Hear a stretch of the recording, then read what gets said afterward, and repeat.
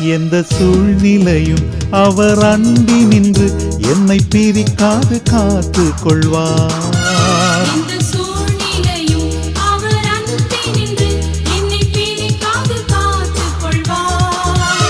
என்னை நம்பியவர் வந்த பொறுப்பதனை அவர் வரும் வரை காத்து கொள்வேன்.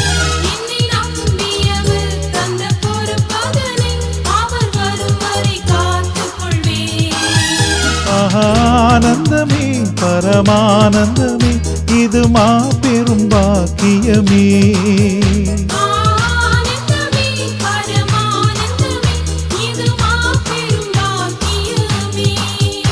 இந்த பாதலத்தின் சொந்தக்காரர் அவர் எந்த உள்ளத்தில் சொந்தமானார்.